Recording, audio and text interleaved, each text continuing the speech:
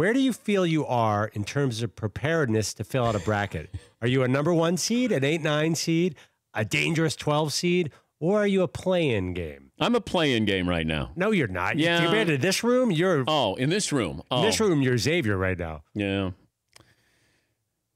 Yeah, I cram for the final. This is my college career in a nutshell.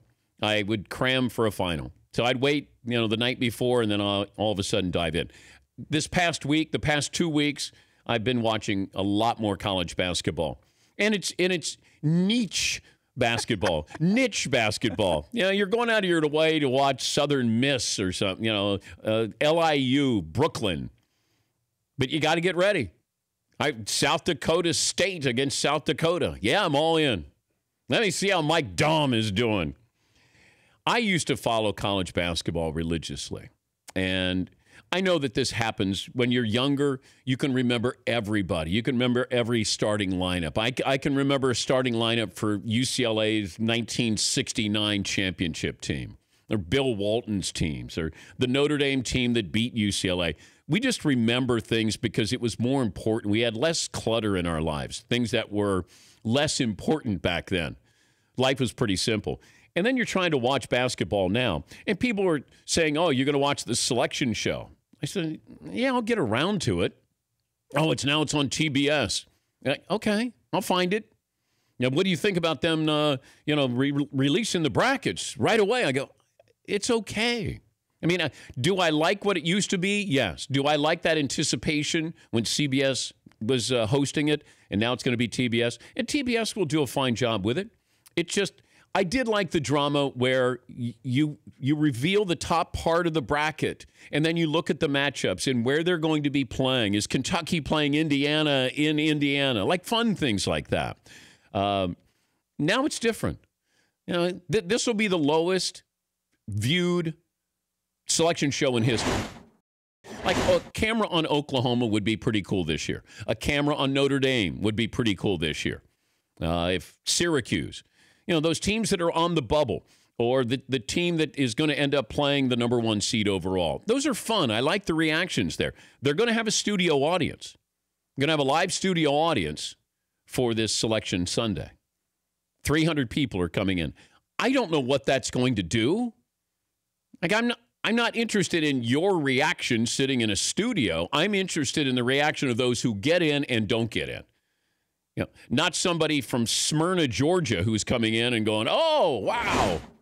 Who are you tuning in to watch, to root for or against? Duke. Xavier? No. Virginia? No. Villanova? No. There's no magic here. Now, there will be incredible finishes. We know that because you're going to get invested in a team or a player or both, and you're going to go, oh, they're George Mason this year. That Florida Gulf Coast. We're going to have those stories. We just don't have the other stories. You almost have to look for them because it used to be you were tuning in to see a team that was great or had a great player. A curiosity where Steph Curry with Davidson. Now, what is your curiosity? Trae Young, if he even gets in? Duke? Hey, I can't wait to see Duke and Grayson Allen and Bagley Jr. III. I know you're a Big Ten guy. What was the player team before Bob Knight got to Indiana, kind of took over the conference?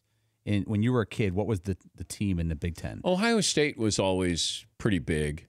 I wasn't old enough to appreciate Cazzie Russell at Michigan. And that team, I think, they went to the title game against UCLA. I'm trying to think who else. When Magic Johnson was at his peak, could you see his games on TV, or was it hard to find? Well, I don't know how many games he played. You would see highlights. Even Larry Bird. When Larry Bird was at Indiana State, I remember watching the nightly news, and they did a feature on the Hick from French Lick and how Indiana State was undefeated, and this was really a big deal. But I don't remember. I don't know how many games I actually saw of Indiana State or Michigan State. I would have seen more because of the Big Ten. I remember getting a Big Ten game on Saturday, but I don't remember seeing Indiana State. Even with Pete Maravich at LSU, I remember them playing Kentucky on a Saturday afternoon, but it had 3 channels. And if you got the SEC game of the week, and occasionally, I remember seeing Maravich play Kentucky at Kentucky, and I think he had 40-something, but they ended up losing.